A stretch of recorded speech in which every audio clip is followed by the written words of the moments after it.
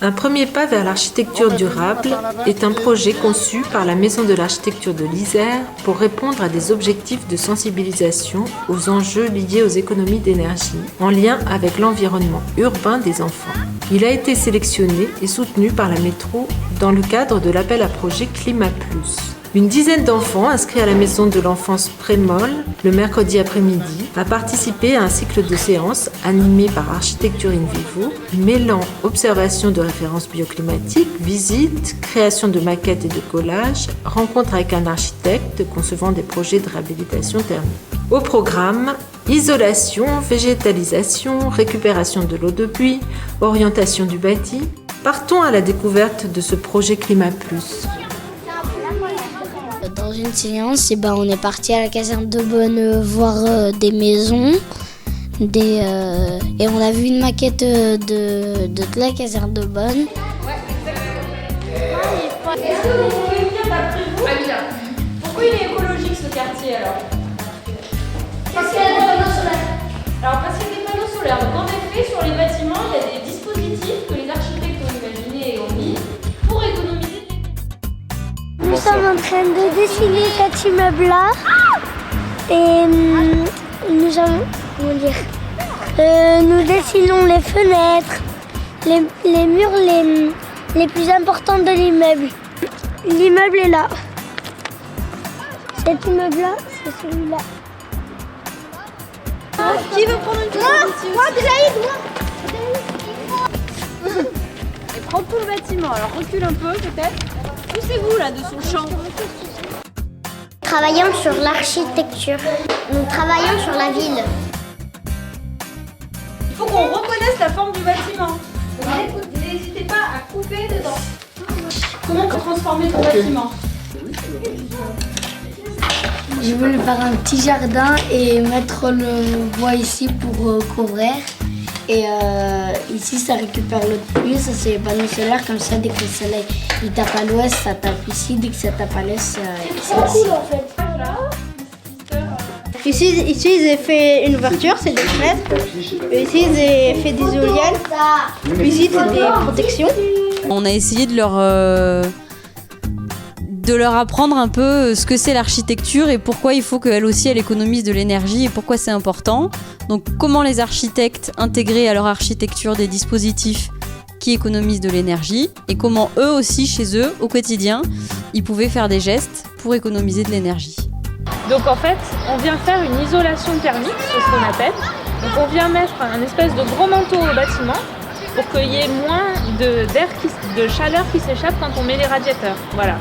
On prend des grosses trucs de polystyrène et on les colle sur les murs d'une tour ou un bâtiment et ça réchauffe les maisons.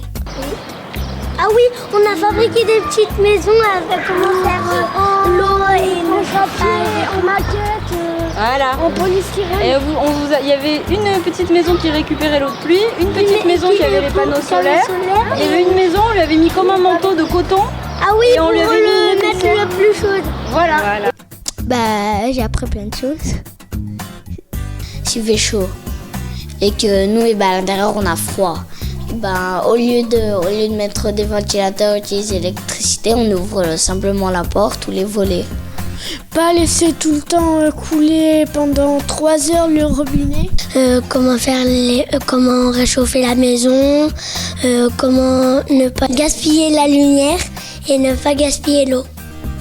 Moi, je pense que je vais respecter la chaleur. Et quand il va faire chaud, je vais fermer les volets.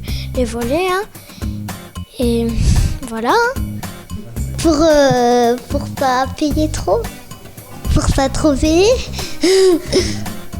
On paye des fois. Avant, ils se posaient moins ces questions, moi, je trouve. Si on utilise trop d'électricité, à un moment, on ne pourra plus utiliser d'électricité. C'est mieux de voir dans la nature, c'est quelque chose pour nous aider au lieu d'utiliser l'électricité. C'était trop bien. Ça nous a beaucoup plu. Moi, merci pour nous avoir appris l'architecture. Merci Adélaïde. Ouais, l'architecture, c'est dans la place.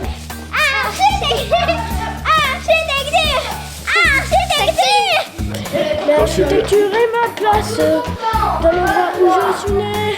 L'architecture m'apportera des choses que je ne suis pas obligé de faire.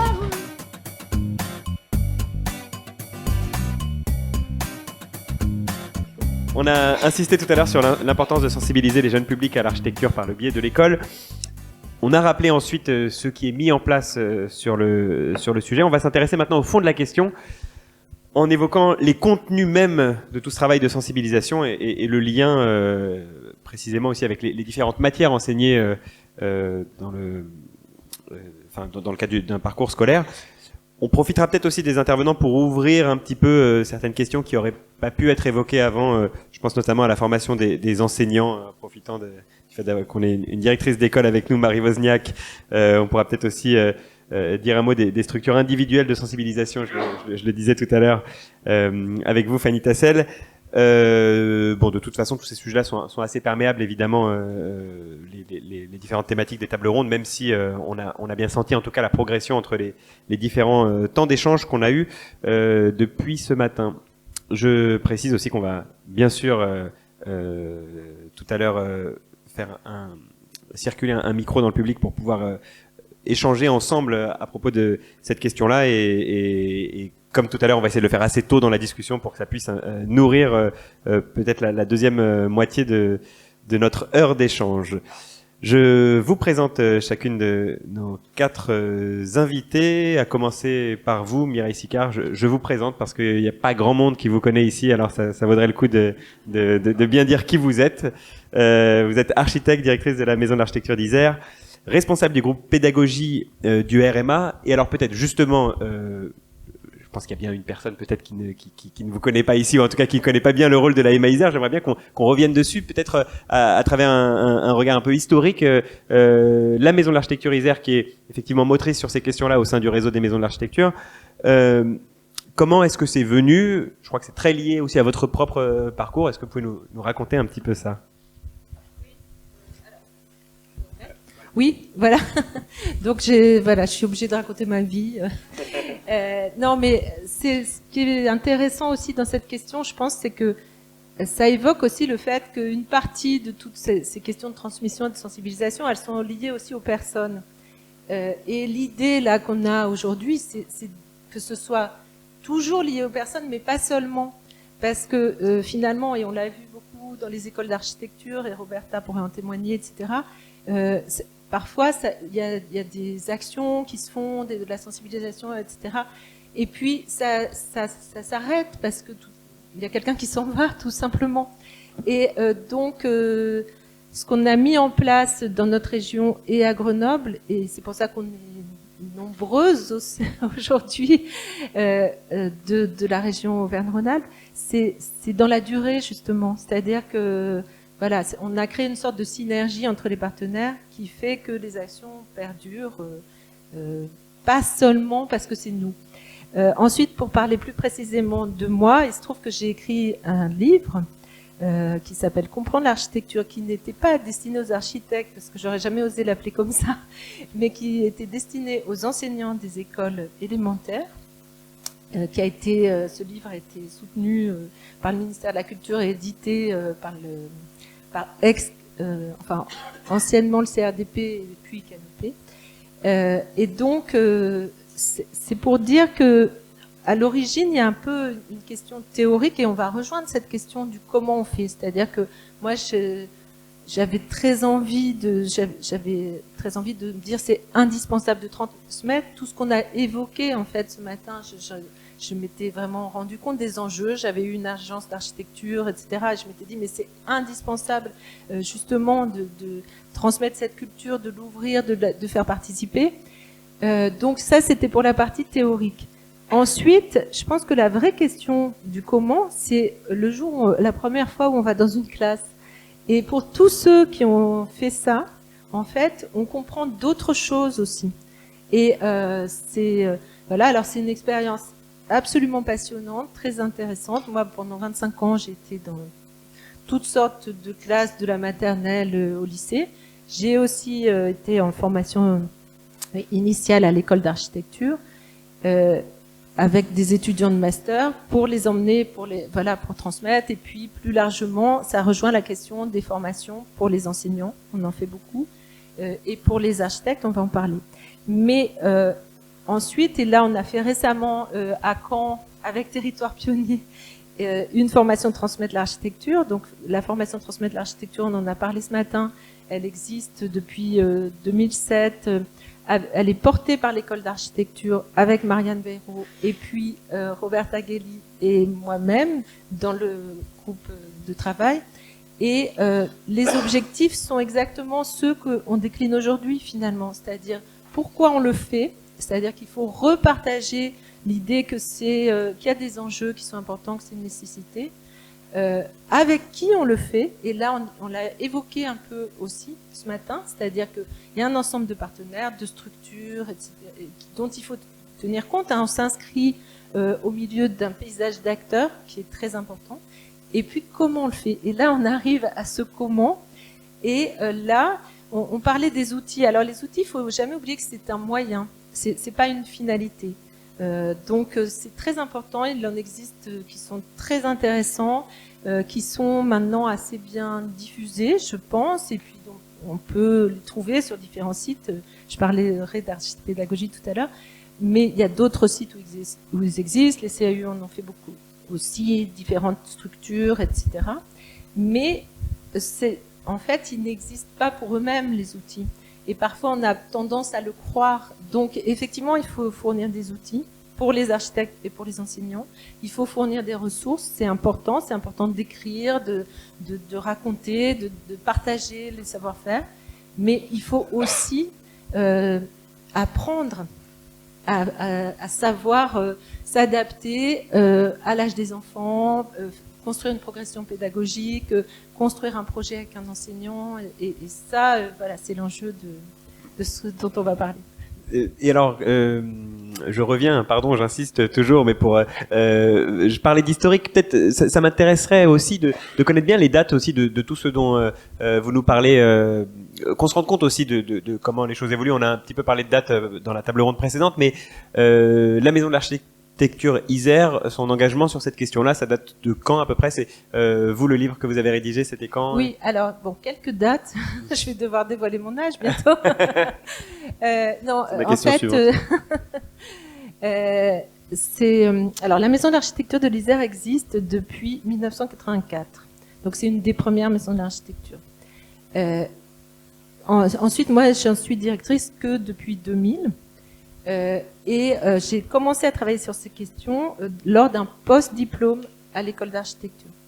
Et puis, j'avais créé, pour développer en fait les actions, une association qui s'appelait Architecture et Regard. Et ensuite, je suis devenue directrice de la maison d'architecture. Et en parallèle, j'étais enseignante à l'école d'architecture. On a développé les formations. Et finalement, la maison d'architecture a absorbé volontairement l'activité de la pédagogie, et c'est grâce au réseau en réalité, parce que comme au moment de la création du réseau en 2004, ça a tout de suite été un sujet qui était partagé par un ensemble de maisons d'architecture. Il y a eu le groupe de travail pédagogique du réseau, et à ce moment-là, voilà, moi je me suis dit aussi, si la maison de l'architecture de l'Isère doit le porter, il faut qu'elle le porte complètement. Mais c'est une question très intéressante parce qu'il y a encore beaucoup de maisons d'architecture qui travaillaient en binôme avec des associations qui faisaient les actions. Donc c'est pas forcément quelque chose ça met longtemps à se mettre en place. Et j'ai une question un peu similaire à poser à votre voisine, Marie Wozniak. Bonjour, vous êtes la directrice de l'ENSA Grenoble. Alors, c'est là encore assez lié, mais j'aimerais bien que vous nous racontiez de la même manière d'où vient ce lien entre l'école d'archi de Grenoble et cette question de la sensibilisation à l'architecture. L'ENSAG, en gros, on pense... Enfin, je pense en tout cas à la terre crue ou à l'enseignement, la sensibilisation à l'architecture. Alors, la terre crue, on en parlera une autre fois, mais pour évoquer les questions de transmission. Bon, bah, c'est un petit peu réducteur comme vision de notre école, mais bon. Alors, d'où ça vient? Il faudrait demander aux collègues qui sont impliqués depuis bien plus longtemps que moi au sein de l'école, hein, puisque moi, ça fait 8 ans que je dirige l'école d'architecture. En fait, moi, quand je suis arrivée, c'était un héritage. Hein, ça faisait vraiment partie d'un positionnement fort de l'école d'architecture à l'échelle nationale, voire au-delà. Donc finalement, sur les 3 mandats que j'ai assumés à la direction, ce que j'ai tâché de faire, c'est de conforter, de garder la place, de la maintenir, de la nourrir, comme un élément effectivement qui était constitutif de l'identité de l'école. Et effectivement, je crois que c'est peut-être l'année d'après mon arrivée, ou peut-être même quand je suis arrivée, le ministère a confié à l'école d'architecture, le ministère de la Culture, pardon, a confié, parce qu'on en a plein finalement autour de nous, le ministère de la Culture a confié à l'école d'architecture le chef de fila de l'EAC Architecture. Donc en fait, finalement, c'était comme une reconnaissance aussi de l'implication des partenaires de l'école bien avant que je n'arrive, comme l'a rappelé Mireille tout à l'heure. Donc alors après pourquoi dans les écoles d'architecture et puis qu'est-ce qu'on y fait et qu'est-ce qui s'y passe en fait. Je pense qu'il y a plein de façons d'aborder le sujet. D'abord, je trouve que, puisqu'on a quand même entendu plein de partenaires différents et c'est pas terminé, la médiation, c'est quand même le lieu où on travaille tous ensemble. C'est-à-dire qu'il nous arrive de travailler avec la maison d'architecture uniquement, avec les CAUE uniquement, mais finalement, la médiation, c'est l'endroit où on y est tous. Alors, des fois, on n'est pas d'accord, mais en fait, bon an, mal an, ça se passe bien et c'est un vrai lieu de rencontre. Et les écoles d'architecture ont comme mission de contribuer à la diffusion de la culture architecturale urbaine et paysagère. Donc pour les écoles, c'est une des façons, c'est pas la seule évidemment, mais de l'exprimer. Et donc voilà, je pense que c'est quand même un lieu qui est important. On n'est quand même pas beaucoup d'acteurs sur les territoires à parler d'architecture. Donc c'est quand même bien qu'il y ait au moins un endroit et un sujet sur lequel on est tous ensemble. Et effectivement avec également quand même les collectivités. Après, l'autre axe, je pense, pour les écoles d'architecture, c'est la question de l'évolution des métiers. Ça a été quand même beaucoup souligné ce matin, et notamment leur diversification. Et je pense que c'est aussi pour ça qu'à l'école, on a maintenu, c'est déjà la 3e maquette pédagogique à laquelle je contribue, ou en tout cas dont je contribue à la mise en œuvre à la direction de l'école. Et on a maintenu au fil de ces maquettes des enseignements de médiation. Alors c'est souvent quand même des optionnels, pour connaître. Ça n'atteint pas la totalité des promotions, mais c'est quand même bien vivant. Enfin, c'est quand même optionnel, comme la terre crue d'ailleurs. Mais du coup, mais voilà, on le maintient et on voit. Et la semaine dernière, on a accueilli à l'école, Roberta était partie prenante également, et de l'organisation d'un colloque, dans le cadre du projet qui s'appelle School of Commons.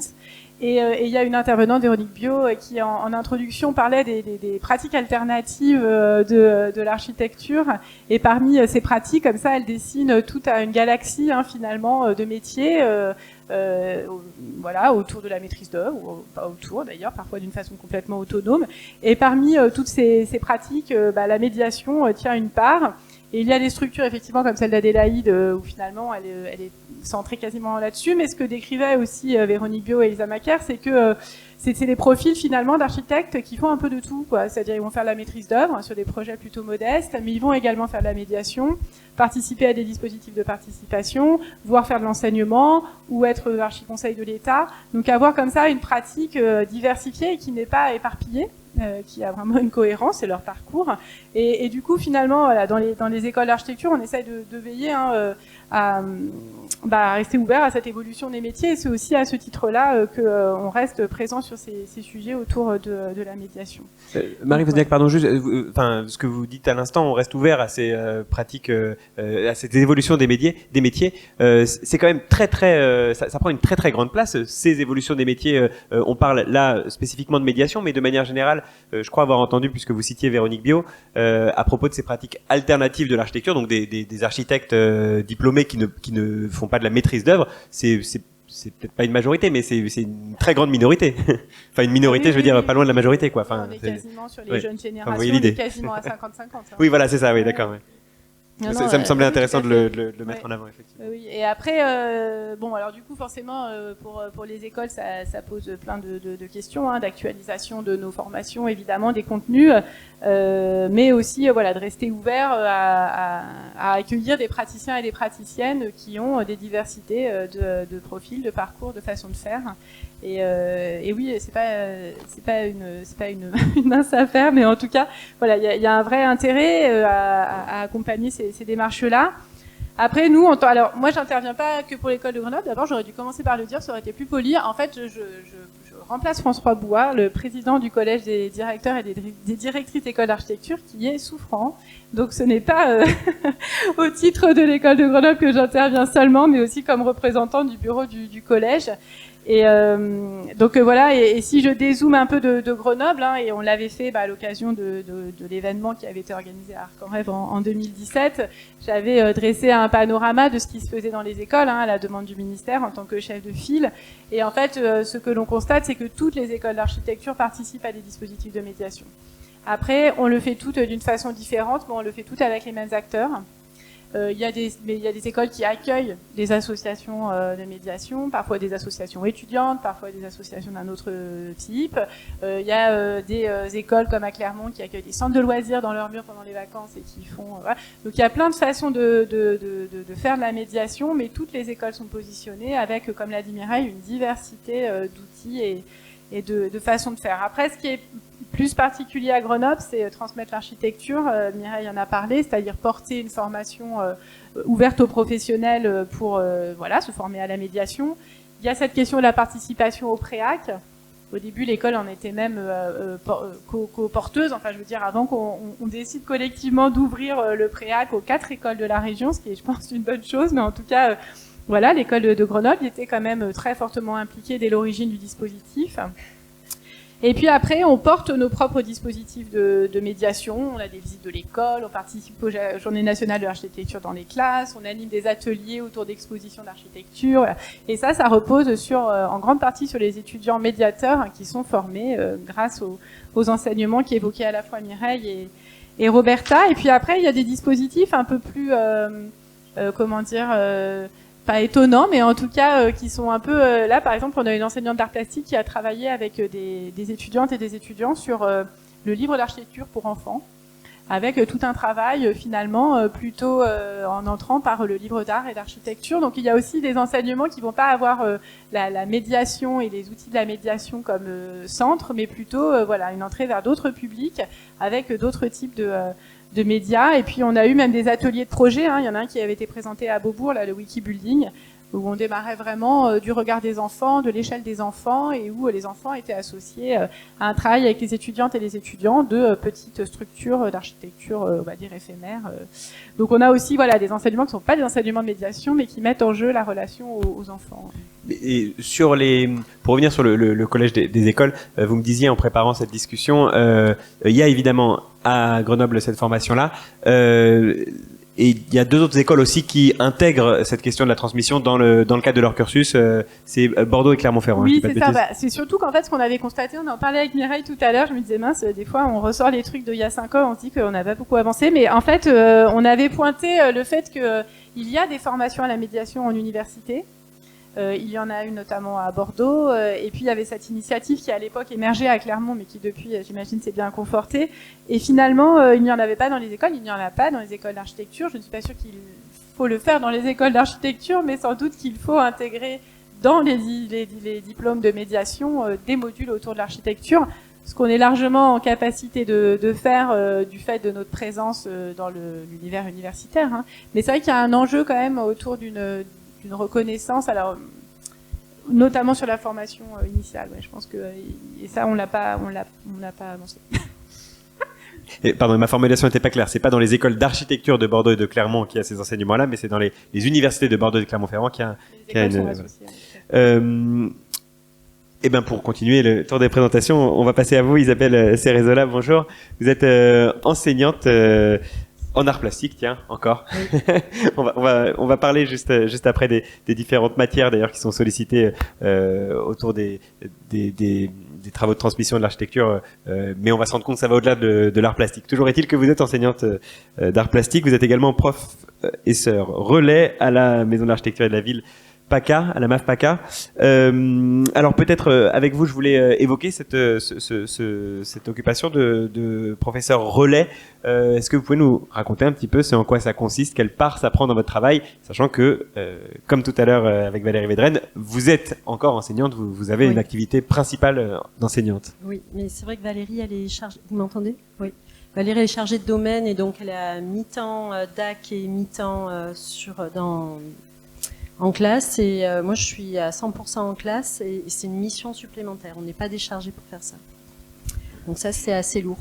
Ouais. Donc c'est une vieille bataille, voilà. C'est un positionnement, faudrait que le ministère tranche là-dessus. On va pas y venir. C'est une mission supplémentaire qui est censée se dérouler sur un temps donné tout de même. Oui. J'y vais une demi-journée par semaine, après des fois on fait en visio, des fois s'il y a des formations, enfin c'est très adaptable.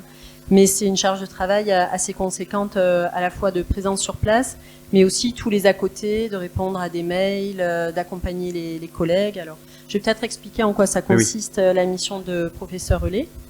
Donc, moi, je suis prof d'art plastique en collège et lycée. Je suis éducation nationale et je travaille avec la DAC. La DAC, c'est le service culture du rectorat. Donc, chaque rectorat a une DAC. Et chaque DAC a une personne responsable et des chargés de domaine. Donc Valérie est chargée de domaine en architecture. Après, il y en a en danse, en littérature, théâtre, etc., etc. Donc moi, je travaille avec Emmanuelle Auboin, qui est chargée de domaine patrimoine, architecture, archéologie. Elle cumule. Et elle a sous sa responsabilité plusieurs professeurs relais qui travaillent avec des partenaires en particulier.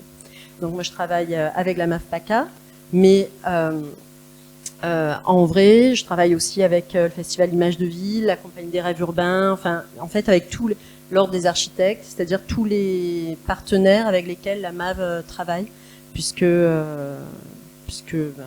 Julie, enfin toute l'équipe lance des projets avec plusieurs partenaires. Donc, les autres profs relais que vous côtoyez sans doute travaillent avec quelles autres structures, qu'on puisse avoir un ordre d'idée. Donc la MAF PACA a un prof relais, mais qui d'autre? Alors la Friche, le Festival de mai, il y a le Festival au Beau Jour qui a lieu ce week-end. La Cité des la rue, le concert. J'allais dire le conservatoire. Il y a tout un tour de la musique. Des fois, il y a un prof relais en danse qui est sur CLAP, le Ballet National de Marseille et je sais plus quel autre partenaire. Enfin voilà. Et donc pour chacun d'entre vous, c'est au-delà de votre travail dans votre classe, c'est-à-dire que vous êtes détaché, enfin vous êtes pas détaché justement, vous le disiez, mais vous intervenez avec la MAF PACA sur sur les projets que porte la MAF PACA, mais indépendamment de votre propre de vos propres classes. En fait, on est recruté, on est missionné pour faire ce trait d'union entre le partenaire culturel et les enseignants, c'est-à-dire qu'on va monter des formations auprès des enseignants pour les accompagner. Moi, par exemple, je vais monter des formations sur l'architecture, je vais faire appel à des... je dis je, mais on se met d'accord pour choisir des intervenants pour des formations. On monte des projets, on accompagne les projets, on accompagne les architectes comme les enseignants. On vérifie sur adage, là jusqu'au 2 juin, si les projets sont bien remplis. Enfin, il y a plein de petites choses à voir. On monte des nouvelles actions Pass Culture, on les suit. C'est tout ce travail-là. C'est-à-dire que parce que je suis prof et que je vois que l'architecture n'est pas traitée que par les actions qui sont validées sur adage, mais qu'elles sont aussi travaillées, par exemple, en 6e, le prof de géographie travaille sur l'espace proche, en SVT aussi, donc là, c'est pas dans les pourcentages qui ont été donnés ce matin, mais il travaille l'architecture, il travaille l'espace proche, la ville, le vivre ensemble, tout ça est travaillé. Et ce qui est intéressant en école maternelle, primaire, collège, c'est qu'il y a vraiment ce travail du lien entre les disciplines. Et ça disparaît un brin au lycée, non pas par rapport aux enseignements, mais par rapport à la charge de travail qui est trop lourde sur le nouveau bac, notamment, qui a déjà eu lieu en mars. Voilà. Donc c'est trop lourd et on n'y arrive plus. Oui, effectivement, depuis cette année, les étudiants se retrouvent à passer une très grande partie de leur bac en mars. Les étudiants, les élèves, du coup, on parle de lycéens. Et alors, pour terminer les présentations, on va finir avec vous, Fanny Tassel. Vous êtes architecte, responsable de l'atelier pédagogique du CAUE 92 et fondatrice également de Plus Mieux Création et également enseignante. Ça me fait penser un petit peu, vous étiez dans les typologies d'intervenants que présentait tout à l'heure Marie Wozniak finalement. Eh bien écoutez, peut-être si vous pouvez nous raconter un petit peu sur ces deux activités. Alors d'une part le CAUE 92, les différentes actions que vous pouvez mener avec eux, et peut-être qu'on tirera un petit peu le sujet juste ensuite pour raconter vous votre rôle avec votre propre structure et un CAUE, comme c'est le cas, et je crois savoir qu'on a quelques autres représentants ici, des personnes qui travaillent en indépendant mais qui sont aussi rattachées à une structure. Et c'est d'ailleurs ce que on a cité tout à l'heure. Oui, ben c'est ce que vous disiez, c'est vraiment le fait qu'on a un sujet commun qui fait qu'on peut cumuler plusieurs activités autour qui s'enrichissent et qui nous permettent de créer ces actions. Donc raconter un peu les actions, comment on intervient en classe. Moi je vais peut-être rebondir sur les professeurs relais parce qu'au CAUE il y en avait beaucoup, fut une époque. Nous on en avait 2 qui étaient là 2 jours par semaine, donc ça nous faisait 4 jours. C'était génial. On en a 0 aujourd'hui. C'est une des choses qui a fait perdre beaucoup de liens entre l'école et les structures comme les CAUE. Aujourd'hui, je crois qu'il en reste à la CAPA, qu'il en reste dans un CAUE d'Île-de-France, si je prends que l'Académie de Versailles.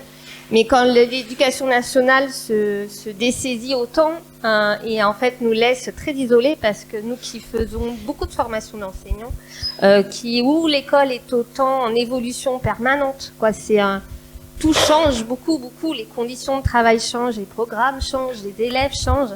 Si on n'a pas ces relais, moi je trouve qu'on est démunis et qu'on peut perdre certains contacts, même en travaillant comme moi toute la semaine que sur ces sujets.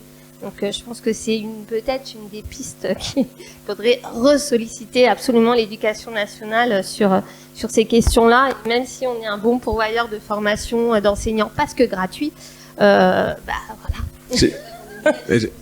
Ouais. Vous êtes mis à disposition des structures. J'ai pas du tout de chiffres là-dessus. Vous sauriez dire ou quelqu'un ici peut-être le nombre de profs relais et aussi l'évolution. On est sur une évolution en baisse en tout cas. Moi je connaissais à peu près les chiffres sur l'Île-de-France et l'Académie de Versailles. Quand j'ai commencé il y a 15 ans, voilà, on en était là, 4 jours pleins sur un département. Et il y en avait au moins 3 autres qui avaient 2 jours complets en étant détachés. Donc c'était quand même quelque chose de très différent. Et aujourd'hui, il n'y en a plus qu'un poste dans le 78. Donc c'est vrai que c'est quand même... et qui du coup reste sur une petite portion, quoi. C'est quelque chose qui est difficilement mutualisable, puisque le but c'est de faire du lien avec les enseignants, du lien avec les établissements, et on ne peut pas à une personne... prendre en charge toute l'Île-de-France, c'est pas possible. Donc voilà. Et alors avant avant de détailler les différentes actions que vous menez dans les grandes lignes, c'est quoi la différence entre ce que vous faites au sein du CAUE 92 et ce que vous pouvez faire vous avec votre propre structure Plus Mieux Création? On va dire que déjà une structure, elle se doit de s'autofinancer, quoi. Voilà, il n'y a pas de taxe qui aide dans un CAUE, c'est simple, on a la taxe sur les permis de construire qui permet de financer nos interventions. On est dans une activité commerciale, pour le dire très clairement, quand on est avec une structure privée. Donc c'est une démarche différente, parce qu'on va chercher des clients qui doivent nous payer pour la médiation de ce qu'on peut faire. Donc sur un contenu, sur un sujet d'exposition, beaucoup avec les aménageurs, sur des quartiers en transformation, sur des grands travaux comme le métro du Grand Paris Express par exemple, alors que sur les CAUE, effectivement, c'est une mission de service public. On a un cadre qui, pour moi, est très bien défini par la loi, justement, la loi de 77. On a des partenariats qui sont aussi très bien définis. Et dans ce cadre-là, nous en plus au CAE 92, depuis 2000, il y a un service spécifique qui a été dédié à l'intervention en milieu scolaire, donc avec des architectes qui sont dédiés à cette mission-là et qui sont formés pour ça. C'est pas un architecte conseiller qui fait à la fois du conseil aux élus, de la formation professionnelle et qui une demi-journée de temps en temps fera de l'intervention en classe. Moi, j'insiste beaucoup là-dessus. C'est peut-être aussi parfois ce qui nous démarque un petit peu de d'autres types d'interventions, c'est que intervenir en classe, comme le disait Mireille, ça s'apprend. Et que apprendre à connaître les enfants, à connaître leur âge, leurs besoins, l'adaptation au programme scolaire sur lesquels il faut qu'on colle, parce que si on intervient en classe, c'est pas simple, c'est surtout pas, j'ai envie de dire, pour faire la promotion de l'architecture. Moi, en tant que CAE, le but c'est pas de créer plein de petits architectes ou de les initier au métier d'architecte, c'est plus de construire leur conscience d'habitants, donc vraiment de développer leurs compétences d'habitants, que ce soit des habitants informés, mais aussi motivés, qui comprennent bien les enjeux de leur cadre de vie, de ce qui s'y passe, qui soient écoutés aussi. Et ça, c'est une des missions qu'on peut faire dans les CAE, plus que quand on a une structure privée. Mais c'est vraiment, quand je l'ai écouté, c'est que tout le travail qu'on fait avec eux, comment on va avoir les moyens de le restituer, à des personnes qui peuvent les écouter et qui peuvent incorporer tout ça.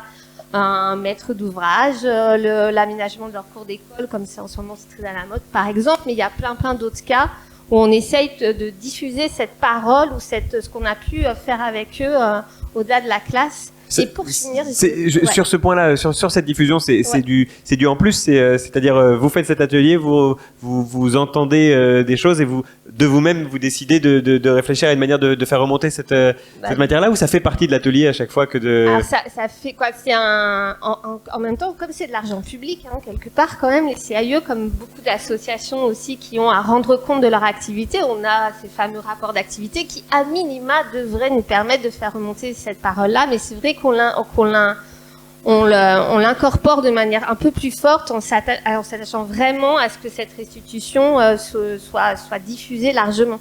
Nous, on a une action qu'on vient de finir où on est intervenu dans toutes les villes du département pendant 4 ans. Depuis bientôt 1 an, puisqu'on a fini en juin dernier, je m'applique à créer avec mon équipe une vraie brochure restitution, analyse de ce que les enfants ont dit pour qu'ils nous parlent, eux, de leur vision de la ville, de leur place dans la ville et de ce qu'ils attendent de la ville. Donc ça, c'est un temps qu'on peut prendre parce qu'on est dans un CAE et qu'on a cette possibilité-là, par contre, financière par rapport à une activité privée, de faire vraiment ce travail-là de diffusion, en fait, autour de la parole des habitants. Et je vous ai interrompu, alors tout à l'heure vous étiez en train de terminer la liste, pardon. Il y avait un 3e point, mais qui rejoint aussi ce qu'on a dit un peu ce matin, c'est tout le côté sensible. Mais c'est vrai qu'on essaye que l'enfant, l'habitant, soit impliqué tout le temps. Et ça va aussi dans cette question de restitution, c'est qu'à un moment, il devient acteur. Donc comment, au-delà de l'observation, au-delà de l'analyse, ce moment où on transmet des connaissances, des informations, il va ensuite produire quelque chose qui va justement le mettre en situation de porter sa parole, de transformer son cadre de vie et d'expérimenter cette transformation. Donc c'est là où on peut avoir des moyens un petit peu plus développés, intéressants pour agir même avec des maquettes virtuelles, mais qui sont échelle 1 et qui vont nous permettre, on a fait avec des blocs, des espèces de constructions géantes, transformer totalement un parvis de collège et puis de le tester 1 fois, 2 fois, 3 fois pendant 1 mois pour avoir plein de scénarios et puis voilà, convier les autres habitants du quartier à tester. Et là, ce côté de se sentir acteur et de voir qu'on a une action sur son cadre de vie, là, pour porter la conscience des milieux habités, je pense que ça marche bien. On commence à avoir là quelques exemples, puis, depuis ce matin en tout cas, d'actions, on commence à entendre concrètement les formes différentes que cette sensibilisation peut prendre. J'aimerais bien qu'on continue d'en évoquer quelques-unes, et notamment à propos des matières scolaires auxquelles ces actions peuvent être associées. Et peut-être si on peut commencer alors par vous, Isabelle Cerezola, et si je vous donne le micro maintenant, c'est Dites-nous qu'on ne parle pas que des arts plastiques pour faire le lien avec l'architecture, encore une fois. L'architecture peut être utilisée dans toutes les disciplines. Moi, j'ai travaillé avec des profs de maths. On est allé visiter la cité radieuse et on s'est amusé à mesurer, notamment autour du gymnase, avec nos pieds, avec du coup, voilà, il y a tout un travail de comptabilité, de géométrie.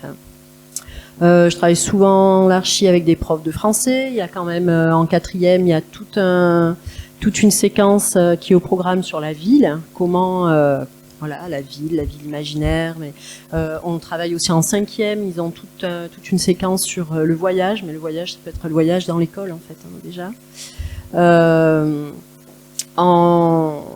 Avec des profs de physique, on a travaillé sur les matériaux. Avec des profs de SVT, pas tant que ça. Technologie complètement, technologie qui disparaît en sixième à la rentrée, tout va bien. Ouais, donc technologie, histoire géo, oui, histoire géo complètement. Alors qu'est-ce que ça, EPS aussi. Alors EPS par exemple, on avait travaillé les docs aussi, prof doc. Par exemple, EPS, ça m'intrigue. J'imagine qu'il y a plein de choses à faire, mais je veux bien vous entendre nous raconter. On avait fait un super projet avec une compagnie de danse qui s'appelle 2B2B. Et on avait fait un projet... alors, on avait travaillé avec un prof d'EPS et la prof doc. On avait travaillé autour de... On a un très chouette collège qui a été fait par Chancel et Morales. Et le CDI, c'est une espèce de tour opérateur. Tout l'établissement est vraiment relié au Corbu, tout en béton. Et les élèves n'aiment pas du tout le truc, c'est pas fini, il n'y a pas de peinture, il n'est pas terminé en fait. Et on avait travaillé sur tout le parvis devant le CDI. On avait travaillé, alors comment c'était parti on avait essayé de faire des points d'appui, des espèces d'arcs-boutants, mais avec le corps. On avait tout travaillé autour du corps, de comment on pouvait intervenir dans des espaces. Il y avait des grands piliers en béton avec des espaces des fois de 1 mètre, des fois 2, des fois 50 cm. Et donc les élèves imaginaient un petit peu des formes pour se lever dans ces espaces-là. Et en une matinée, ils avaient mis au point toute une chorégraphie par groupe. Et d'autres classes étaient venues voir leur représentation. Et l'après-midi, c'était la compagnie de danse qui avait fait tout un spectacle en déambulation dans la cour du collège autour du fil d'Ariane. Et par rapport à l'architecture, à chaque fois ils adaptent leur spectacle à l'architecture même de l'établissement dans lequel ils vont. Donc voilà par exemple. Mireille Sicard. Non, mais du coup ça me permet d'enchaîner avec une question qui est un peu le sujet d'aujourd'hui quand même, c'est l'intégration de l'architecture dans les programmes.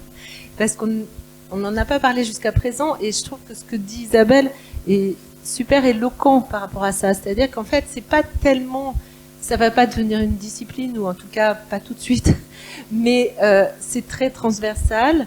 Ça permet en fait de passer d'une discipline à l'autre. C'est très important parce qu'on est quand même dans un système scolaire qui est cloisonné et donc le fait de l'inscrire à différents endroits permet d'identifier une demande des enseignants. Les élèves, il n'y a pas besoin d'identifier une demande, ils ont toujours envie qu'on leur parle des lieux dans lesquels ils vivent, de la ville, de l'architecture. Moi, à chaque fois que j'étais dans une classe, j'ai eu le sentiment d'une sorte de des élèves. C'est enfin, on nous parle d'espace, de bâtiments, de tout ce qui les entoure, qui les passionne. Ils ont énormément de choses à dire. Des fois, c'est même difficile de les arrêter de parler et de se dire, bon, allez, là, on va dessiner, etc. Mais, en revanche, le cloisonnement empêche un peu d'aborder ces questions transversales. Moi, ça m'est arrivé que justement des élèves, je leur dis bon allez, on va faire un croquis, mais on était en cours de français ou d'histoire géo, ils me disaient ah non on n'est pas en art plastique, on peut pas dessiner. En fait, c'est vraiment ils ont intégré en fait voilà le fait que ce soit cloisonné. Donc l'architecture, c'est un des rares domaines en fait qui permet de passer en fait d'une matière à l'autre très facilement.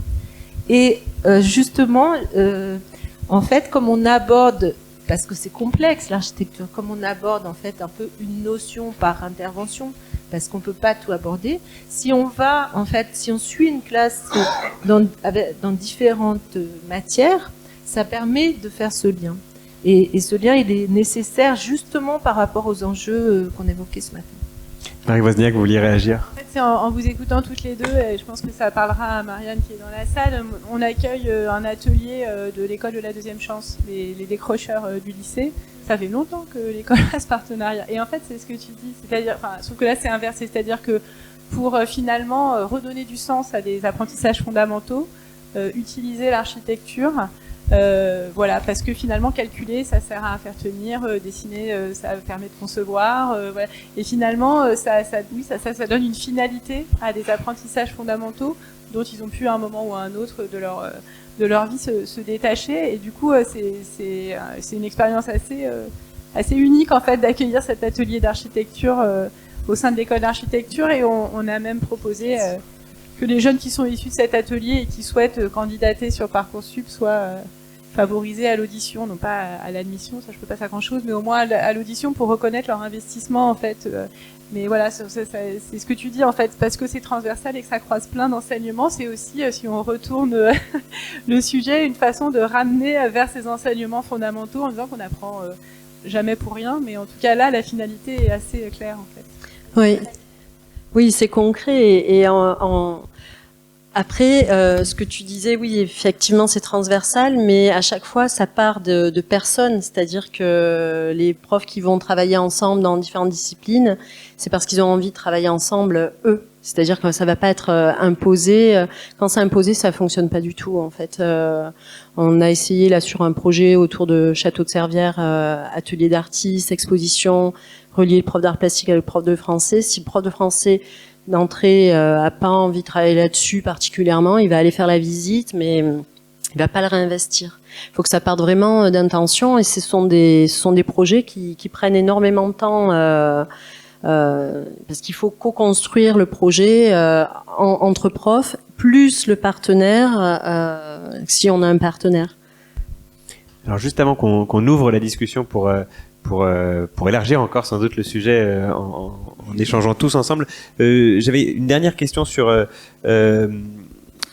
toujours dans la diversité des ateliers et des projets qui sont mis en place. Dans la table ronde précédente, on évoquait l'évolution du suivi des structures pour porter ces projets-là. Alors du coup, chacune peut-être à titre individuel, j'aurais bien aimé vous demander comment évoluent les différents projets que vous mettez en place. Est-ce que alors aujourd'hui par rapport à il y a 5 ans, il y a 10 ans, d'une part concernant les demandes des élèves, peut-être leur profil qui évolue, d'autre part concernant les structures aussi qui changent, comment est-ce que ça a une influence sur ce que vous mettez en place avec les élèves? Fanny Tassel, si vous voulez commencer. Du coup, je vais peut-être rebondir effectivement sur mon activité avec Plus Mieux Création. La différence, c'est qu'effectivement, CAU, on fait, comme vous le disiez, des projets longs. On est investi sur un minimum 6 séances d'au moins 2 heures. On se déplace dans les établissements. On met 2 heures pour y aller. Il faut au moins y rester 2 heures, autrement on est... Voilà. Et par contre, avec Plus Mieux Création, c'est vrai on est de l'ordre de la rencontre d'1 heure et demie. On est dans un musée, on fait une médiation d'une exposition, on est dans la ville, on fait un parcours urbain, on est en découverte d'un quartier, on est sur un temps court. Et le temps court, moi je trouve que c'est quelque chose qui a énormément évolué. L'école se complexifie dans le sens où on demande de plus en plus de choses à l'école, on doit être éduqué à tout à l'école maintenant. On a des nouveaux domaines, je ne vais pas rentrer dans le détail, mais il y a de plus en plus de choses. Donc c'est vrai qu'il y a une espèce de demande de rentabilité pour moi qui est là. Il y a un peu, faut que ça aille vite, quoi. Et que quand on intervient sur moi, j'avais, avec le CAE, intervenir 3 heures en classe dans les classes de primaire, je trouvais ça relativement normal. On prenait notre temps, on avait la récré, on avait le temps de varier les modes d'apprentissage, de faire de la transmission de connaissances, d'appliquer, d'éprouver, de tester. Bon. Là, ça, c'est trop long, donc il faut aller plus vite. Donc c'est vrai qu'il y a un petit peu ce côté-là qui a beaucoup changé, je trouve, une demande d'efficacité. Et puis c'est vrai aussi sur ces 2 dernières années, on travaille de plus en plus sur la question de la transition environnementale et sociétale.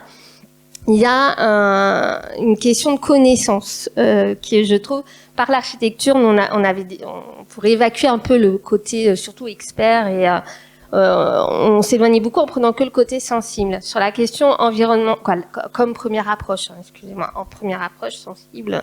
Après, on a son apport de connaissances, mais sur la question de la transition environnementale et sociétale, aujourd'hui, on est quand même vraiment dans une question où il faut partir d'informations confirmées et prouvées. On a tout un lexique très compliqué qu'on entend beaucoup, mais qu'on maîtrise pas bien. Et je dis on parce qu'on le voit des enseignants, on le voit des élèves, on voit. Et du coup, ça peut être excluant, ça, pour certains élèves, ouais.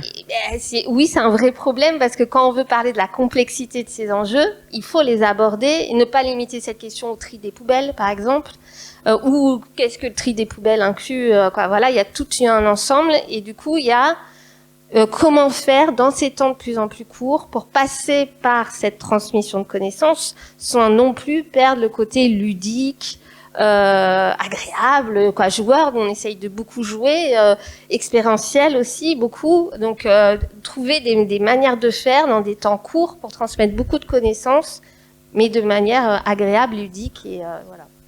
Sur cette évolution, toujours, Isabelle Cerdola. Oui, juste en réponse à ce que tu disais sur la rentabilité, il faut que ça aille vite. C'est aussi parce que les enseignants sont soumis à des pressions pas possibles sur les programmes et qui se font clairement taper sur les doigts si le programme n'est pas bouclé.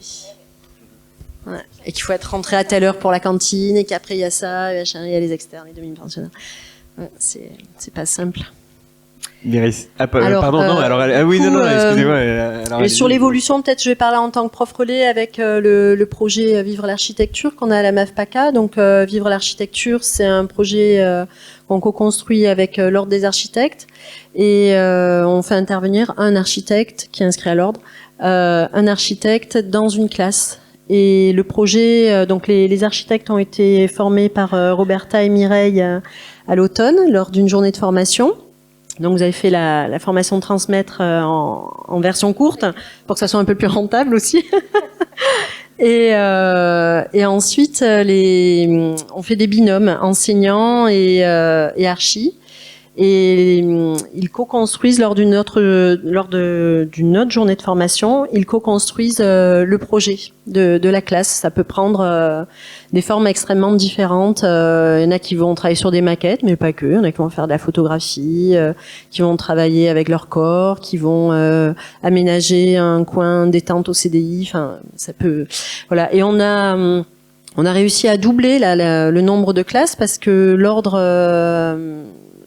a vraiment comme volonté de proposer des projets pédagogiques encore plus importants, enfin qu'il y ait de plus en plus de classes touchées.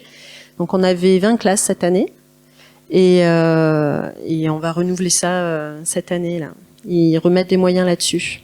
C'est-à-dire qu'il y a le pass culture qui nous aide à rémunérer les classes, le rectorat qui paye pour le premier degré, parce que le premier degré, c'est vraiment le parent pauvre de l'éducation nationale. Ils n'ont rien, ils n'ont pas de pass culture. Les enseignants, c'est compliqué pour les avoir en formation parce qu'ils peuvent pas rater de journée d'école. Donc c'est forcément sur le mercredi, voire sur les vacances, j'ai entendu là tout à l'heure pendant la pause. Je sais plus qui c'est qui parlait de ça. Et l'ordre qui finance pas mal. Voilà. Et on a des disciplines plein de disciplines différentes en fait qui s'inscrivent. Voilà. Alors, je rejoins complètement ce qu'a dit Isabelle, mais aussi Fanny sur cette évolution. C'est-à-dire que il y a 25 ans, on faisait 15 séances d'1h30 avec une classe. Maintenant, quand on en a 4, on est très content. Donc, c'est pas juste une évolution de notre société, c'est aussi dû au financement. C'est-à-dire que il y a une volonté, alors qui peut être comprise aussi, justement pour sensibiliser plus d'élèves, de démultiplier, parce que peut-être que c'était trop de faire 15 séances avec les mêmes, mais d'un autre côté, ça modifie beaucoup les contenus des interventions.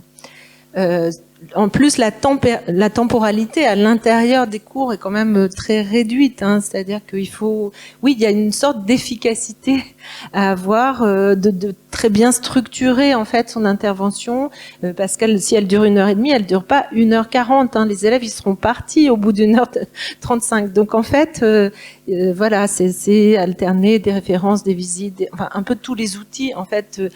Qu'on utilise, qui sont un peu toujours les mêmes, les maquettes, les dessins, etc., mais qu'on va organiser, composer différemment suivant la thématique, suivant le projet. Mais ce qui est intéressant par rapport à cette temporalité, c'est aussi que du coup, c'est pour ça que c'est nécessaire de former des enseignants. Et par exemple, on a fait récemment une formation avec Valérie sur architecture, photo et mouvement, de former en discipline croisée, parce que comme ça, en fait, ça leur permet eux aussi de faire des liens sur leur pédagogie et de découvrir un peu. Et donc, effectivement, ils vont pouvoir prolonger, en fait, notre intervention, elle doit arriver juste au bon moment, en fait. Parce qu'elle est brève, voilà, on est l'intervenant extérieur, mais on va pas pouvoir tout suivre. Donc, on doit répondre vraiment à une demande très précise. L'autre levier qu'on peut avoir en dehors des formations, qu'on essaie de multiplier le plus possible, c'est, alors là, c'est l'occasion de parler du site Archipédagogie, c'est le fait que depuis 2012, et puis maintenant il a été refondu, et il a réouvert cette année, le site Archipédagogie a l'objectif, en fait, d'être un site de valorisation et de mutualisation des actions avec des contributeurs, architectes, enseignants qui ont réalisé des actions. Et ça permet aussi de partager des savoir-faire et de pas repartir de zéro à chaque fois qu'on a une demande d'action pédagogique. Parce que quand on intervient 4 heures, il y a toujours de la préparation. Mais on peut pas préparer 4 heures pour intervenir 4 heures en fait. Donc on pouvait préparer 4 heures pour intervenir 20 heures. Voilà, donc il y a une proportion qui change, mais comme les contenus sont juste condensés, il faut trouver d'autres moyens en fait d'avoir cette sorte d'efficacité. Et puisqu'on cite Archipédagogie, juste rappeler le contenu, on retrouve dans Archipédagogie des petits modes d'emploi un petit peu pour organiser des... Alors, moi je dirais pas mode d'emploi, en fait, c'est plutôt que on trouve des références, on trouve des ressources et des thématiques, et on se dit tiens, j'ai une demande là pour travailler sur les fenêtres avec une classe de CE2, voilà, est-ce qu'il y a des choses qui ont été faites? Ça inspire. En fait, je dis pas mode d'emploi parce que tous les architectes que je connais, et j'en connais beaucoup, qui ont fait des interventions, c'est des architectes. Donc, en fait, ils l'abordent comme un projet d'architecture. On utilise les mêmes outils, la même représentation, mais on recrée quelque chose de nouveau à chaque fois. Ouais, alors nous, on est quand même moins impactés, on va dire, par les évolutions, parce que c'est quand même pas non plus le cœur des missions des écoles d'architecture. Après, ce que moi j'ai vu sur le pas de temps de ces 8 années, c'est l'évolution du portage par le ministère de la Culture. C'est-à-dire qu'à un moment, il y a eu un temps fort autour éducation artistique et culturelle. On a été vraiment mobilisés. On nous a demandé de dire tout ce qu'on faisait, de partager, de mettre des choses en commun, etc. Et puis, ça s'est un peu épuisé au profit, effectivement, d'autres sujets qui sont pas moins importants. Et finalement, voilà, la roue tourne. Et pour autant, je pense qu'on n'est pas en retrait les unes et les autres sur les dispositifs que l'on portait.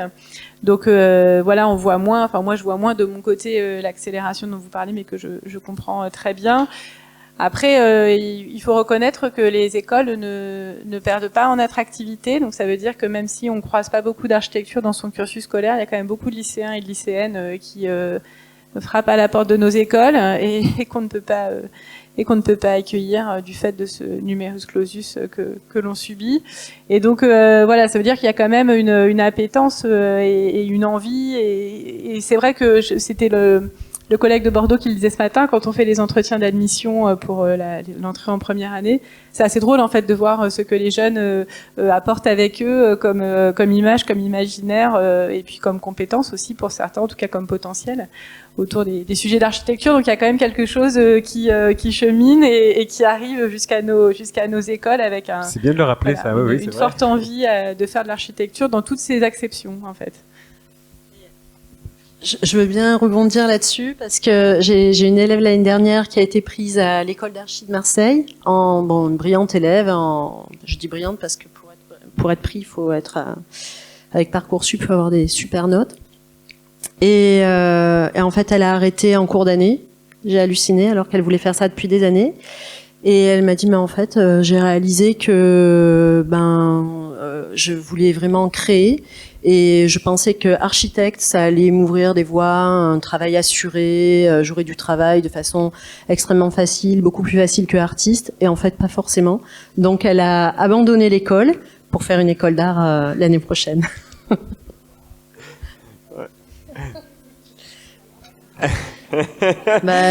Beau dernier témoignage, tiens, pour clore cette table ronde, bravo. Je pense que c'est bien, il fallait qu'elle chiffre son instinct. Alors, on a des interventions, on a beaucoup de...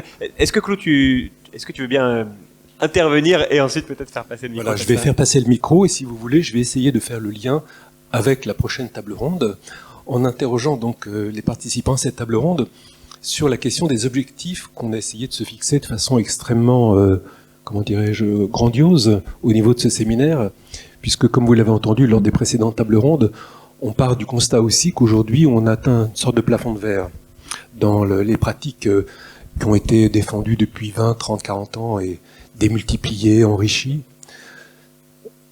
On dit aujourd'hui, il faudrait pouvoir passer de quelques centaines de milliers d'élèves qui, par hasard, vont croiser les questions d'architecture, de milieu habité, d'environnement, bon, appelons-le comme on veut. On voudrait passer à 12 millions chaque année. On voudrait que chaque année, les élèves de France, tous, puissent entendre parler d'une façon ou d'une autre d'architecture, de milieu habité, d'environnement bâti, etc. Quelles sont, à votre avis, les interpellations au niveau de l'État, au niveau de la société, au niveau des architectes peut-être, au niveau des écoles d'architecture, qu'il faudrait formuler pour qu'on puisse progressivement, dans les années qui viennent, mettre en place ce plan? Voilà, ça interpelle directement la 4e table ronde qui va justement porter là-dessus pour essayer d'apporter des solutions et d'ouvrir vers des perspectives d'avenir pour décoller sur ces questions-là et pour faire en sorte qu'on ne soit pas toujours les mêmes dans le volontariat souvent. Là, je pense à votre exemple, Isabelle, vous faites ça en plus de vos heures. Donc voilà, on voit bien quand même qu'on atteint des limites. Quand même, hein. Pardon? Je suis quand même rémunérée. Hein. D'accord. C'est pas du bénévolat. Hein. Tant mieux. Même. Tant mieux. Il y a des limites. Mais beaucoup d'architectes, en fait, eux interviennent de façon, je dirais, volontaire ou aléatoire. Oui, voilà. oui, souvent dans l'école de leurs enfants, ils commencent comme ça, oui. Mais par rapport à l'éducation nationale, il faut renforcer la formation des enseignants. Il faut un vrai positionnement politique sur la formation des enseignants et un vrai positionnement politique dans les programmes, parce que il faut arriver à donner la formation. Elle permet de donner confiance aux enseignants, c'est-à-dire qu'ils vont faire une formation en architecture et ils vont prendre confiance, ils vont se dire ah ça va en fait, ça va, c'est juste de l'espace, oui ça va, ouf. Parce que je travaille avec un architecte, donc ça met la pression. On se dit qu'est-ce que je vais faire, je suis pas du tout à la hauteur. Les profs c'est des anciens bons élèves, hein, donc ils veulent être quand même bien quoi. Et bah oui. Voilà, et donc ce que j'ai trouvé génial à la formation avec Mireille et Roberta, c'est que c'était les architectes qui étaient formés et eux ils se mettaient la pression, ils se disaient comment je vais faire, je vais travailler avec des profs, avec des élèves, comment je vais faire, je vais devoir gérer les élèves. Et donc chacun se met la pression et il faut rassurer tout le monde. Il faut dire bon, en fait il y a une classe à gérer. Ça c'est le prof qui est professionnel qui va gérer la classe. On va parler d'espace, du corps, de la lumière, de la matière. Voilà, c'est tout quoi. En fait, il faut arriver à faire du lien entre les disciplines, redonner la confiance à chacun. Il faut vraiment inscrire l'architecture dans les programmes, vraiment en tant que tel, et former les enseignants. Inscrire l'architecture dans les programmes, c'est... l'inscrire davantage. C'est un bel avenir. On l'a dit, et vous l'avez bien expliqué aussi, sans que ça devienne forcément une discipline. Il ne s'agit pas de former des architectes, mais donc... il faut que ça soit beaucoup plus clair. Donnez goût à tous les enseignants finalement de pouvoir aborder aussi l'architecture. Si c'est très clair dans les programmes, ça sera beaucoup plus facile pour eux de travailler l'architecture sans se dire je perds du temps sur mon programme. Je perds des heures parce qu'il y a ça aussi. Je perds des heures. Bah, on a un soutien de la salle sur je crois que vous avez touché juste. Je suis d'accord avec vous, hein. Bien sûr, il n'y a pas de sujet. C'est aussi juste se poser la question, la diffusion de la culture architecturale. C'est pas que la question de la formation des enseignants, c'est que si les enseignants ne sont pas formés, c'est aussi parce que les décideurs connaissent mal l'architecture. C'est aussi parce que, donc à un moment, il faut qu'on continue l'effort que l'on porte collectivement de mieux partager notre culture et de continuer à faire aimer, connaître, partager l'architecture de toutes les façons qu'on le peut. Finalement, l'école, ou l'absence de l'architecture dans les écoles, c'est un témoin de quelque chose d'un peu plus vaste, qui est qu'on est quand même une culture de niche, et je pense qu'on œuvre tous à sortir de ce microcosme-là, et voilà, c'est juste ce que je voulais dire, c'est que je pense qu'il y a quelque chose de plus vaste en fait autour, et les CAUE, les maisons de l'architecture, travaillent avec bien d'autres publics que le public scolaire. Je voulais vous dire que cette politique de formation continue s'entendait dans un contexte beaucoup plus large de pluridisciplinarité des métiers de l'architecture, qui était menée par le ministère de la Culture, la direction de l'architecture et du patrimoine, et moi-même qui étais le responsable de la formation continue à la direction de l'architecture. Donc c'est une politique extraordinairement complète, et qui s'est arrêtée en 2012, puisque je suis parti à la retraite. Donc le mec qui part à la retraite, il n'y a plus de crédit, il n'y a plus rien du tout. Donc voilà, c'est parce que la formation continue n'est pas forcément terriblement quelque chose qui s'impose et qui est essentiel. Bon. Et j'avais en même temps créé des pôles régionaux de formation continue avec tous les acteurs qui s'occupaient de la formation continue, les écoles d'architecture, la DRAC, les syndicats, l'ordre des architectes. Et donc, dans chaque région, il y avait tous ces gens-là qui travaillaient ensemble pour la diversification des métiers de l'architecture. Je vous remercie de votre écoute. Et merci à vous pour le témoignage. Et qui dit diversification des métiers de l'architecture dit effectivement métier de la médiation. Bien évidemment. Je crois que tout le monde aura compris. Je passe la parole à Marianne Veillot, qui vient d'être citée. Oui, pour prolonger sur la question des métiers, aller dans le sens de la transversalité. Moi, je me posais la question d'aller encore plus loin, peut-être dans ce qu'on nous invitait à faire, à sortir de la fragmentation, de défragmenter. Moi, il y a encore quelques temps, quand des architectes se positionnaient dans la diversification des métiers de l'architecture autour de la médiation et de la participation, par exemple, quelque part, on leur envoyait qu'ils n'étaient plus architectes. Ça, je commence à moins l'entendre. En tout cas, c'est quelque chose qui est plus entendable chez les jeunes dans nos écoles d'architecture. Mais il y a encore des petits relents qui traînent. Alors là, on peut s'appuyer sur les travaux, Véronique Biot a été citée, du Rameau, etc., sur les métiers, les pratiques atypiques et émergentes, liées aux métiers d'avenir. Il y a quand même des enjeux fondamentaux. Et qu'est-ce qu'on s'aperçoit? Que dans ces pratiques atypiques mais émergentes, notamment la médiation de l'architecture, ils sont pleinement architectes. C'est en étant au cœur des compétences fondamentales de vos métiers qu'ils peuvent faire ça. Et évidemment, c'est pas pour autant qu'il faut pas aller savoir comment marche une classe et savoir aussi comment on le fait. Mais j'espère qu'on entendra pleinement que ces métiers-là, ce sont des architectes. Alors, la deuxième défragmentation auquel je nous invite, c'est la question du genre et à dégenrer. Ces métiers-là sont, depuis l'origine, investis par les femmes architectes.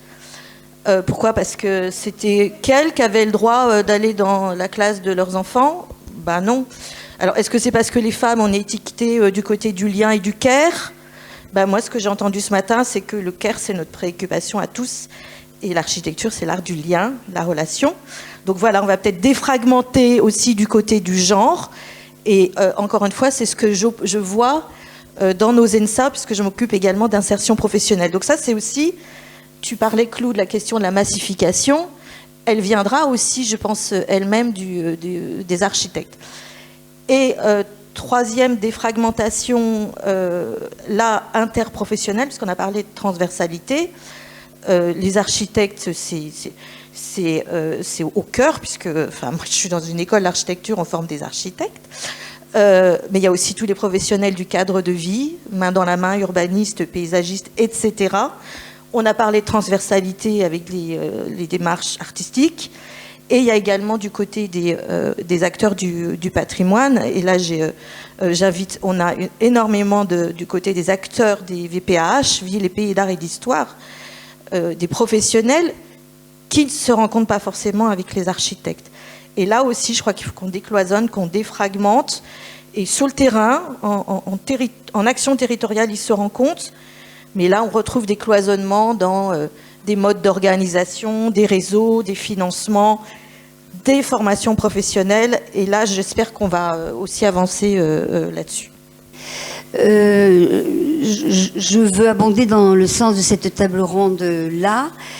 Sur ce point particulier, du coup, je réagis. Il y a quand même dans les collectifs qui sont de plus en plus nombreux, de jeunes architectes qui ont choisi de travailler, c'est ma formule, sur les chemins, de réinventer le métier d'architecte sur les chemins de médiation. Il y a aussi pas mal d'hommes quand même, hein, voilà. Ils s'organisent en collectif. Non, je pense en effet que la problématique la plus importante par rapport à tout ce qui s'est dit aujourd'hui, puis le sujet de ce séminaire aujourd'hui, c'est la relation éducation-culture. Et puisque la question qui était posée par Claude, c'était aussi qu'il y a une table ronde derrière où il y a des instances qui ont une responsabilité, moi je pense que c'est très très important que d'un point de vue, on le sait, on a donné des dates, mais on fait quand même qu'il y a eu à un moment donné des grandes ouvertures, en 81, quand Jack Lang a été ministre de la Culture, il y en a eu un nouveau quand il a été ministre de l'Éducation, on donne des dates, mais il faut savoir à un moment donné que c'était des personnes qui étaient là, des femmes, des hommes. Alors vous le savez peut-être mieux que moi, mais je le sais un petit peu aussi, parce qu'il se trouve qu'on a eu Michel Lusseau comme président du conseil d'administration d'Arc-en-Rêve à une époque. On était allé le chercher, d'ailleurs ça nous a embêté qu'il accepte de remplacer le mec qui avait démissionné quand il travaillait au changement. Ils étaient en train de travailler sur le décloisonnement avec Najat Vallaud-Belkacem, le décloisonnement des enseignements qui pouvaient permettre à des enseignants de travailler dans des logiques de projet. Je suis désolée, c'est Blanquer qui à un moment donné a tout arrêté, il a viré, on arrête tout ça, quoi.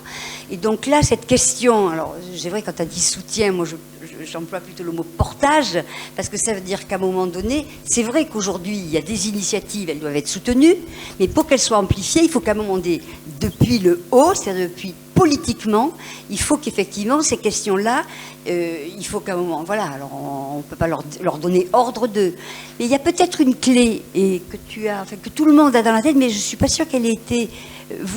elle apparaît dans ce que vous dites, que tu as énoncé directement, très précisément, dans la relation éducation et culture. Effectivement, tout se passe bien lorsque, même ça amplifie. Les experts vous racontaient, on va voir avec ça, et qu'on a mis en pratique nous aussi pendant des années. Le travail avec les groupes, les individus enfants, les sujets enfants et les classes, etc., est amplifié dès lors qu'il y a cette collaboration, là je ne parle plus d'éducation et de culture, enseignants et intervenants, quel qu'il soit. Voilà. L'intervenant qui arrive avec lui son champ d'intervention qu'il veut mettre en partage. Et donc ça, c'est chacun dans son rôle. C'est-à-dire que ce qui est bien dit là, c'est quand on parle de formation, ce qui a bien été dit ici, c'est pas faire de la formation pour faire que les profs deviennent des hommes orchestres et parlent d'architecture aux enfants.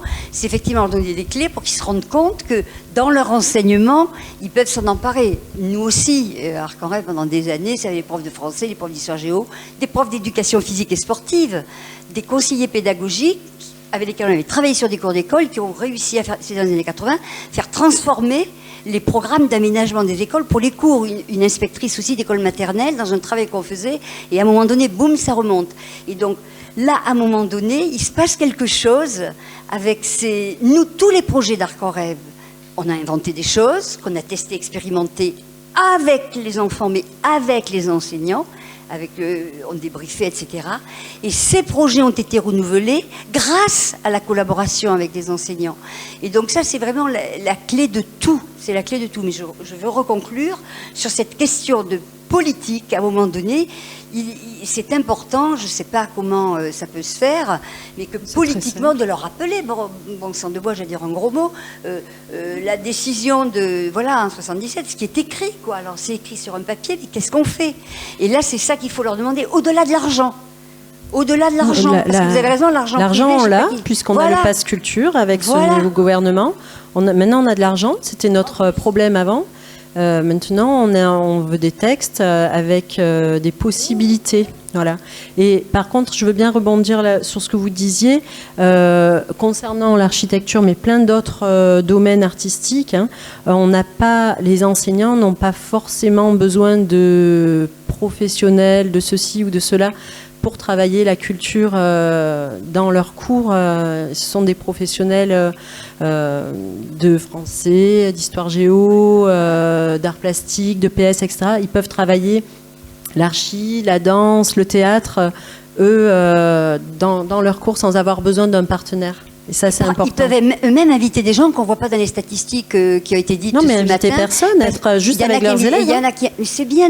Alors, vous avez raison de dire ça, mais parce qu'effectivement, par l'art, mais vous avez dans la poésie en soi, et déjà fait médiation. Vous avez raison. Et le prof peut la mener. J'ai un collègue d'anglais qui travaille le théâtre avec ses élèves. Il va dans la salle de danse et il travaille le théâtre. Et personne n'est au courant parce que il n'a pas de partenaire, c'est pas inscrit sur Adage, mais n'empêche qu'il travaille le théâtre. Effectivement, il y a quand même un sujet qui nous est un peu propre au sein du ministère de la Culture, c'est que, alors il y a la présidente de la Cité de l'Architecture, mais c'est finalement peut-être l'un des rares lieux qui propose au grand public une médiation sur l'architecture. C'est-à-dire qu'au ministère de la Culture, il y a une grande politique de label. C'est-à-dire on travaille sur le théâtre, on va dans une scène nationale, on travaille sur la peinture, on va dans un musée. Et en fait, le ministère porte beaucoup de politiques publiques qui sont liées à des labels, à des lieux, à des programmations. Et puis finalement, quand il arrive sur la politique publique de l'architecture, qui n'est pas celle du patrimoine, celle de l'architecture, il est face à des agences, des entreprises, petites, grandes, diverses. Bon, ok, on y va pas, quelle prise on a, est-ce qu'on les connaît, comment on fait. Et c'est pas... c'est pas que c'est pas facilitant, de toute façon c'est comme ça, la profession est structurée comme elle l'est, mais ça reste quand même... alors il y a plein d'autres politiques portées par le ministère, la francophonie, enfin je ne sais quoi, qui n'ont pas sans doute... Enfin la francophonie aura un lieu indéniablement qui lui est dédié, mais du coup voilà, il y a aussi ce sujet-là, c'est-à-dire que comment on s'en saisit quand on va pas dans un endroit qui est estampillé, qui est reconnu, qui porte ses propres médiateurs, et c'est une particularité quand même de la politique de l'architecture, parce que finalement il y a la politique de l'éducation artistique et culturelle, dont on est partie prenante, mais il y a aussi cette question de la politique publique de l'architecture au-delà de tout ça, et comment on la met en œuvre dans un ministère qui travaille beaucoup avec des grands opérateurs et des grands labels et des grands... et voilà, même s'il travaille aussi sur les médias avec des entreprises du jeu vidéo, et là ça commence à ressembler un peu plus à ce qu'on est, n'empêche qu'on a été identifiés comme des industries culturelles et créatives qu'à l'occasion du Covid. C'est-à-dire qu'au moment du Covid, les entreprises culturelles ont été accompagnées par le ministère et ils se sont rendus compte que personne n'accompagnait les agences en fait. Elles n'étaient pas identifiées dans cet ensemble-là au sein du ministère de la Culture. Donc c'est un travail qui a été conduit par le ministère. On a maintenant un observatoire de la profession pour donner, essayer de rendre un petit peu factuel et partageable un certain nombre de données sur ce que l'on est. Mais je trouve que voilà, cette relation-là, elle tient aussi à cette façon de formuler, de porter, d'accompagner une politique publique avec quels outils. Et il y a une forme, si ce n'est de complexification, en tout cas juste de différence, même s'il y a des grands acteurs de l'architecture, bien sûr. Pour répondre à ce qui vient d'être dit, sur la difficulté de porter effectivement une politique culturelle de médiation autour de l'architecture. Effectivement, le ministère de la Culture ne sait pas comment se saisir de cette chose-là, mais c'est aussi beaucoup parce que l'architecture, l'objet sur lequel les architectes sont amenés à intervenir, à savoir la ville, le logement, l'espace public, sont des objets qui ne sont pas portés par le ministère de la Culture, mais qui sont plutôt portés par le ministère de la Transition écologique. Donc là aussi, il y a un sujet autour de la question de l'interministérialité du portage de l'architecture en tant que discipline, qui du coup se lie forcément dans la même ambiguïté sur la façon dont on porte la question de la médiation autour de ces sujets-là. C'était juste une petite...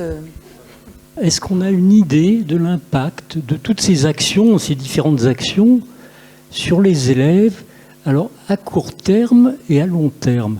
Je pose cette question parce que j'ai eu des occasions d'échange avec des enseignants qui s'étaient intéressés à des interventions, et on m'a expliqué très souvent les enfants oublient au bout d'une année. Alors c'est ce qu'on m'a dit, hein. Je ne l'invente pas, c'est ce qu'on m'a dit. Alors, ça les marque vraiment. Moi, je recroise des élèves. Vous permettez que je continue ? Ah oui, allez-y. Oui.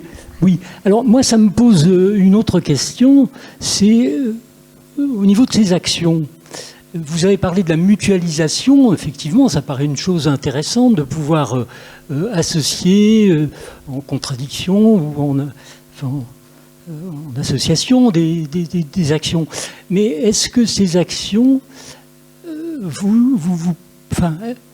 est-ce qu'elles se produisent suivant un processus de continuité entre le plus jeune âge, les classes maternelles, et les âges qui sont plus importants, qui veulent arriver jusqu'au collège. C'est-à-dire que ça pose le programme de la progressivité et de la continuité de certaines notions. Et ça, moi, c'est vrai que c'est le retour un petit peu de ce qu'on entend dire au niveau pédagogique quand on fait passer des notions, des informations, des impressions. C'est important de les conforter régulièrement, peut-être pas sous la même forme, mais sur des formes et des situations différentes. Alors, comment vous vous positionnez par rapport à ça ? Oui, il existe, c'est le fameux parcours d'éducation artistique et culturelle, donc PEAC, il faut le rajouter dans le petit carnet à la fin, là.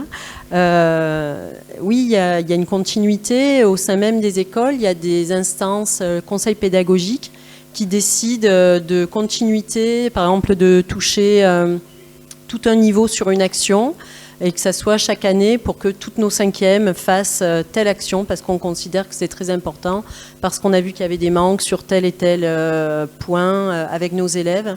Et donc on va faire ce choix-là. Après, on ne va pas forcément aller voir le parcours des différentes écoles primaires avec lesquelles on travaille, parce qu'on n'a pas le temps de se concerter. C'est un vrai problème de temps. C'est-à-dire qu'on ne va pas rencontrer les 6-7 écoles qui débarquent dans notre collège. Et au lycée, on ne va pas aller regarder aussi ce que les différents collèges ont fait au niveau du PEAC. À chaque fois, c'est une politique une politique culturelle qui appartient à chaque établissement. Et pour répondre à votre première question... Oui, rassurez-nous sur le premier élément de la question. Oui, il y a vraiment une incidence. J'adore croiser des élèves dans des vernissages. Je dis, mais qu'est-ce que tu fais là ? Oh, j'ai vu qu'il y avait un vernissage, comment on était déjà venu là avec vous, du coup on est venu. En fait, ça désacralise le lieu. C'est-à-dire que c'est pas un lieu d'exposition qui est... alors moi, mes élèves disent, on y est allé. Non, on y est parti. Ah ouais, là, on est parti, là. Oui, alors on est parti là, mais ça veut dire qu'ils y sont déjà allés une fois avec la classe, ils ont été accompagnés. Et du coup, ils peuvent y retourner, ils voient que c'est ouvert, il y a un vernissage, il y a une expo gratuite. Je les recroise. Et ils peuvent... j'ai croisé un élève qui est naturopathe maintenant. Il a gardé son porte-document du collège avec les œuvres. Et tout. Je trouve ça génial. Et il regarde dedans. Donc oui, ça ne sert pas à rien. C'est ce qui nous motive. Hein. Et juste pour répondre aussi, oui, alors c'est vrai que c'est difficilement mesurable, mais en même temps, il ne s'agit pas réellement d'apprentissage, mais plutôt d'éveil à un regard, à une curiosité. Et la curiosité, elle reste. Voilà. Donc moi, à chaque fois aussi que j'ai recroisé, ça m'est arrivé souvent, des élèves qui, quelques années après, etc., ils s'en souviennent toujours parce que tout d'un coup, ils ont abordé différemment, ils ont observé, ils ont découvert des choses, et ça, ils le conservent en fait. Ils rencontrent un lieu ou un professionnel, et ça leur... Fanny, restons sur cet optimisme. Mais juste pour le dire autrement avec d'autres mots, c'est que c'est pas la connaissance qui reste, parce que si on l'a pensé en transmission de connaissances, oui, on sait bien que ça rentre et que ça part très vite, mais c'est l'expérience. Et vraiment, le mot d'expérience qui a été dit ce matin très tôt, je pense que c'est ça qui ancre tout. Et par rapport aux notions d'espace, de ville, d'interaction sociale, c'est celui-là qu'on aide à construire et qui est fondamental. Donc oui, la connaissance, elle s'en va et c'est pas grave. Elle se reconstruit très vite derrière, le mécanisme il est enclenché. On contribue à sculpter le cerveau sur les questions d'espace. Exactement. Voilà. Merci.